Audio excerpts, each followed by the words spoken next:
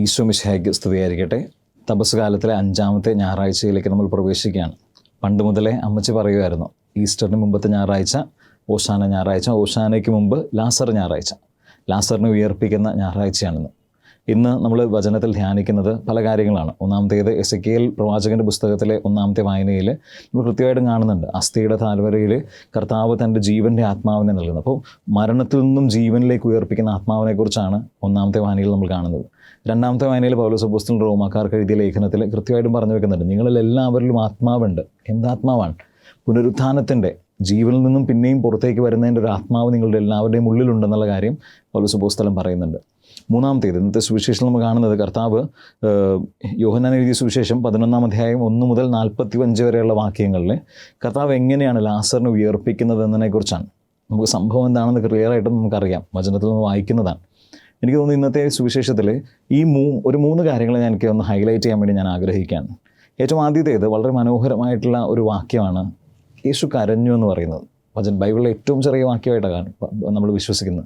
അപ്പോൾ ആ യേശു കരഞ്ഞു എന്നതിനെക്കുറിച്ച് നമുക്ക് മനസ്സിലാക്കാൻ വേണ്ടി ശ്രമിക്കാം. പലപ്പോഴും നമുക്ക് ദൈവത്തോട് നമ്മളെപ്പോഴും പറയാറുണ്ട്, എന്താണ് പ്രാർത്ഥന എന്ന് പറയുമ്പോൾ ഒരു ഫ്രണ്ട്ലി കോൺവെർസേഷൻ വിത്ത് ഗാഡ്, ദൈവമായിട്ടൊരു സ്നേഹ സംഭാഷണമാണെന്ന് പറയാറുണ്ട്. പക്ഷേ പലപ്പോഴും അത് തിയററ്റിക്കലായിട്ട് മാത്രം നിൽക്കുന്ന ഒരു കാര്യമായിട്ട് മാറിപ്പോകാറുണ്ട്. കാരണം എന്താണ്? പലപ്പോഴും നമ്മുടെ ജീവിതത്തിൽ ദൈവം എന്ന് പറയുന്നത് മറ്റൊരു തട്ടിലുള്ള ഒരാളായിട്ട്, ഒരു അസ്തിത്വമായിട്ട് നമുക്ക് നിൽക്കുകയാണ്. അതുകൊണ്ട് തന്നെ എന്നും ദൈവത്തിലേക്ക് പ്രാർത്ഥനകൾ അർപ്പിക്കുക, ദൈവത്തിന് നന്ദി അർപ്പിക്കുക, ദൈവത്തിന് ബലി അർപ്പിക്കുക, ഇങ്ങനെയെല്ലാം മറ്റൊരു തട്ടിൽ നിൽക്കുന്ന ഒരാൾ, ഒരു അസ്തിത്വത്തിന് വേണ്ടിയിട്ട് നമ്മളുടെ കാര്യങ്ങൾ അർപ്പിക്കുന്നതായിട്ടാണ് പലപ്പോഴും ദൈവം മാറുന്നത്. അതുകൊണ്ട് തന്നെ ദൈവവും മനുഷ്യനും തമ്മിൽ എവിടെയോ വളരെ വലിയ ഒരു ഗ്യാപ്പ് വന്നു പോകുന്നുണ്ട്. നമ്മൾ മനസ്സിലാക്കേണ്ടത്, മനുഷ്യാവതാരത്തിൻ്റെ ഏറ്റവും ബേസിക് ഉദ്ദേശം എന്താണ്? ദൈവം മനുഷ്യനായി മാറിയത് ദൈവം മനുഷ്യർക്കൊപ്പമുണ്ടാകാൻ വേണ്ടിയിട്ടാണ്. ആ ഒരു ക്ലോസ്നെസ്സാണ് കർത്താവ് ആഗ്രഹിക്കുന്നത്. ഇന്ന് ഈ വചനത്തിൽ നമ്മൾ കാണുന്നത്, യേശു കരഞ്ഞു എന്ന് പറയുമ്പോൾ വളരെയധികം മനുഷ്യത്വമുള്ള ഒരു മനുഷ്യനെക്കുറിച്ചാണ്.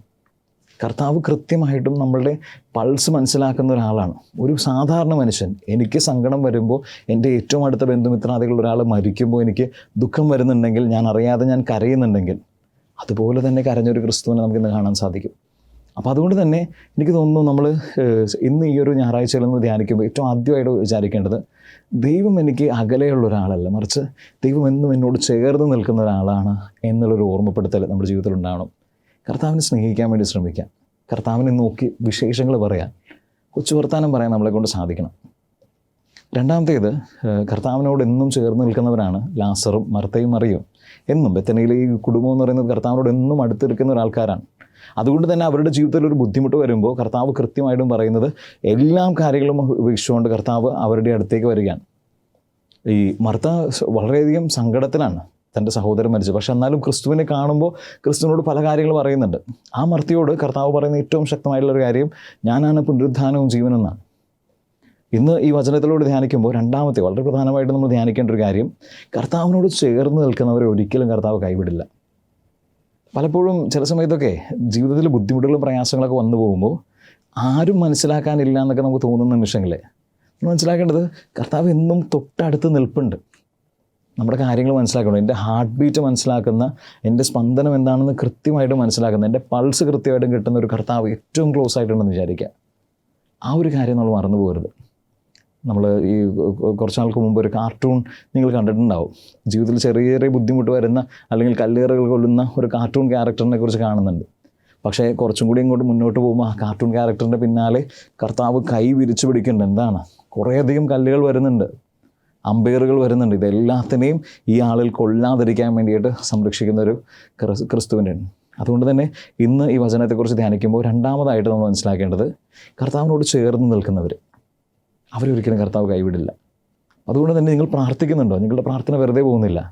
നിങ്ങൾ ഉപവാസം അനുഷ്ഠിക്കുന്നുണ്ടോ? നോയമ്പെടുക്കുന്നുണ്ടോ? ഇതൊക്കെ ഒന്നും വെറുതെ പോകുന്നില്ല. കാരണം നിങ്ങളിതൊക്കെ ഇതിലെല്ലാത്തിലൂടെയും കർത്താവിനോട് ചേർന്ന് നിൽക്കാൻ വേണ്ടി ശ്രമിക്കുന്നവരാണ്. പള്ളിയിൽ പോകുന്ന ഓരോ നിമിഷവും, ദിവ്യകാരുണ്യ സാന്നിധ്യത്തിലിരിക്കുന്ന ഓരോ നിമിഷവും ഞാൻ പറയും കർത്താവിന് മുമ്പിൽ വിലപ്പെട്ടതാണ്. കർത്താവിൻ്റെ മുമ്പിൽ അത് കൃത്യമായിട്ട് എണ്ണപ്പെടുന്നുണ്ട്. അപ്പോൾ ഇന്ന് ഈ വചനത്തെക്കുറിച്ച് ധ്യാനിക്കുമ്പോൾ 2-ാമതായിട്ട് മനസ്സിലാക്കാം, കർത്താവിനോട് ചേർന്ന് നിൽക്കാൻ വേണ്ടി ശ്രമിക്കാം. കാരണം ഒരിക്കലും ഉപേക്ഷിക്കാത്ത, എന്നും കൂടെയുള്ളൊരു ദൈവം, അതാണ് ക്രിസ്തു എന്ന് മനസ്സിലാക്കാം. 3-ാമത്തേത് ഇന്നത്തെ സുവിശേഷത്തിൽ ഏറ്റവും പ്രധാനപ്പെട്ട ഒരു കാര്യമാണ്. ലാസറിന് പാടില്ല എന്ന് കർത്താവ് അറിയുമ്പോൾ കർത്താവ് എന്താ പറയുന്നത്? അവന് രോഗം, ഈ ഒരു രോഗം ഒരിക്കലും മരണത്തിലേക്ക് അവസാനിക്കുന്നതല്ല, മറിച്ച് മനുഷ്യപുത്രൻ മഹത്വപ്പെടാൻ വേണ്ടിയിട്ട് ഒരവസരമായിട്ട് ഇത് മാറുമെന്ന് പറയുന്നുണ്ട്. കർത്താവ് നേരെ ലാസറിൻ്റെ അടുത്തേക്ക് വരുമ്പോൾ വചനം പറയുന്നതനുസരിച്ച് ലാസറിനെ അടക്കിയിട്ട് 3 ദിവസമായി. അപ്പോൾ അതിൻ്റെ അർത്ഥം കർത്താവിൻ്റെ അടുത്തേക്ക് മെസ്സേജ് വന്ന് പറയാനെടുക്കുന്ന സമയത്തിനുള്ളിൽ ആ സന്ദേശം കൊണ്ടുവരുന്ന ആൾ അവിടുന്ന് പുറപ്പെട്ടപ്പോൾ തന്നെ മിക്കവാറും ലാസർ മരിച്ചിട്ടുണ്ടാവും. അപ്പോൾ ആ ഒരു 1 to 2 days അല്ലെങ്കിൽ 3 days ആ അങ്ങോട്ടും ഇങ്ങോട്ടുള്ള യാത്രകളെല്ലാം കൂടി കൂട്ടിയിട്ട് ആ 3 ദിവസം അതുകൊണ്ടായിരിക്കും ആകാൻ സാധ്യതയെന്ന് ഞാൻ വിശ്വസിക്കുന്നത്. അപ്പോൾ ഈ ഒരു പോയിന്റിൽ കർത്താവ് അവിടെ എത്തുമ്പോൾ മരിച്ചിട്ട് 3 ദിവസമായി. പക്ഷെ എന്നാലും കർത്താവ് എല്ലാവരും മുമ്പിൽ പറഞ്ഞിട്ടുണ്ട്, ഈ ഒരു അസുഖം മരണത്തിൽ അവസാനിക്കുന്നതല്ല, പക്ഷെ മരണം ഇവിടെ സംഭവിച്ചു കഴിഞ്ഞു. എന്താണ് ഇതിൽ നമ്മൾ എന്താ മനസ്സിലാക്കേണ്ടത്? എനിക്ക് തോന്നുന്നു അതിന് ഏറ്റവും നല്ല മനോഹരമായിട്ടുള്ളൊരു വ്യാഖ്യാനം ഡാനിയലച്ചൻ്റെ ഒരു സെഷൻ ഞാൻ കേട്ടായിരുന്നു. അതിൽ കൃത്യമായിട്ട് പറയുന്നുണ്ട്, ലാസറിന് വന്ന് ലാസറിൻ്റെ അസുഖം മാറ്റിയിരുന്നെങ്കിൽ അത്ഭുതം വളരെ ചെറുതാണ്. പക്ഷേ ഇവിടെ മരണത്തിൽ നിബന്ധിച്ചിരിക്കുന്ന ഒരാൾ, അയാളെ 3 ദിവസത്തിന് ശേഷം കർത്താവ് ഉയർപ്പിക്കുമ്പോൾ പിന്നെയും ജീവനിലേക്ക് തിരിച്ചു കൊണ്ടുവരുമ്പോൾ ആ അത്ഭുതത്തിൻ്റെ മാനം, ഡൈമെൻഷൻ വളരെ വലുതാണ്. അപ്പോൾ ഇന്ന് ഈ വചനത്തിൽ ഏറ്റവും പ്രധാനമായിട്ടുള്ളൊരു കാര്യം എന്ന് പറയുന്നത്, കർത്താവ് തൻ്റെ ഒപ്പമുള്ള ശിഷ്യന്മാർക്ക് എല്ലാവരും കാണിച്ചു കൊടുക്കുന്നത് ഈ മരണം എന്ന് പറയുന്നത് ഒരു ഫുൾ സ്റ്റോപ്പ് അല്ല, മറിച്ച് ഇതിന് ശേഷം എന്തോ ഉണ്ട്. ഈവൻ ആ മരണത്തിന് തന്നെ റിവേഴ്സ് ചെയ്യിപ്പിക്കാൻ പറ്റുന്ന ഒരു ദൈവത്തിൻ്റെ സാന്നിധ്യമുണ്ട്. കുറച്ച് നാളുകൾക്ക് ശേഷം കർത്താവ് മരിക്കാൻ പോകുന്നുണ്ട്, കർത്താവ് 3 ദിവസം കല്ലറയിൽ സംസ്കരിക്കപ്പെടാൻ പോകുന്നുണ്ട്, കർത്താവ് 3 ദിവസത്തിന് ശേഷം ഉയർപ്പിക്കപ്പെടാനും പോകുന്നുണ്ട്. ഞാൻ പറയും, ആ ഒരു ഹോൾ പിക്ചറിന് മുമ്പുള്ള ഒരു ട്രെയിലർ മാത്രമാണ് നമ്മൾ ഈ ലാസറിൽ കാണുന്നത്. അപ്പോൾ ഇന്ന് ഈ വചനത്തെക്കുറിച്ച് ധ്യാനിക്കുമ്പോൾ കർത്താവിൻ്റെ ഏറ്റവും ബേസിക് സ്റ്റേറ്റ്മെൻറ്റാണ്, കർത്താവാണ് പുനരുത്ഥാനവും ജീവനും എന്നുള്ള ആ സ്റ്റേറ്റ്മെൻറ്റ്. അത് നമ്മുടെ മനസ്സിൽ എപ്പോഴും ഉണ്ടാവണം. ചെറിയ ചെറിയ അത്ഭുതങ്ങൾക്ക് വേണ്ടി ആഗ്രഹിക്കാതെ വലിയ കാര്യങ്ങൾക്ക് വേണ്ടി ആഗ്രഹിക്കാൻ വേണ്ടി ശ്രമിക്കാം. എന്താണ് ചെറുത്, എന്താണ് വലുതെന്ന് ചോദിച്ചാൽ ഞാൻ പറയും, സാമ്പത്തികമായിട്ടുള്ളൊരു നേട്ടം, അനുഗ്രഹം, ഒരു കുഞ്ഞിനെ കിട്ടണമെന്ന് ആഗ്രഹിക്കുന്നത്, ഇതൊക്കെയാണ് ചെറിയ ചെറിയ നേട്ടങ്ങൾ, ചെറിയ ചെറിയ അനുഗ്രഹങ്ങൾ. എന്താണ് വലുതെന്ന് പറഞ്ഞാൽ, എൻ്റെ കുടുംബത്തിൽ എല്ലാവരും രക്ഷപ്പെടണം, അവരുടെ പാപങ്ങളുടെ ഭാരം അവരുടെ ജീവിതത്തിൽ ഒരിക്കലും ഉണ്ടാവരുത് എന്നാഗ്രഹിക്കുന്നതാണ് വലിയ നേട്ടങ്ങൾ. അപ്പോൾ ഇന്ന് ഈ വചനത്തെക്കുറിച്ച് ധ്യാനിക്കുമ്പോൾ ജീവൻ നൽകുന്ന ആത്മാവ് അത് ക്രിസ്തുവാണ്.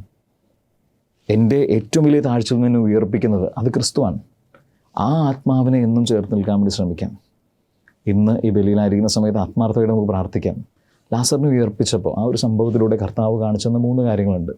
ഒന്ന്, കർത്താവ് സമീപസ്ഥനാണ്, വളരെ അടുത്ത് നിൽക്കുന്ന എൻ്റെ ഒരു സുഹൃത്തിനെ പോലെയാണ്.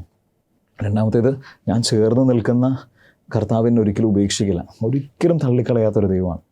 മൂന്നാമത്തേത്, എന്നെ ഉയർപ്പിക്കുന്ന ദൈവമാണ്. ചെറിയ അത്ഭുതങ്ങളല്ല, വലിയ അത്ഭുതങ്ങൾ എൻ്റെ ജീവിതത്തിൽ കാണിച്ചു തരുന്ന ഒരു ദൈവമാണ് എനിക്കുള്ളത് എന്നൊരു ബോധ്യത്തിലേക്ക് നമുക്ക് വരാൻ വേണ്ടി ശ്രമിക്കാം. ദൈവം നമ്മളെല്ലാവരെയും സമൃദ്ധമായിട്ട് അനുഗ്രഹിക്കട്ടെ.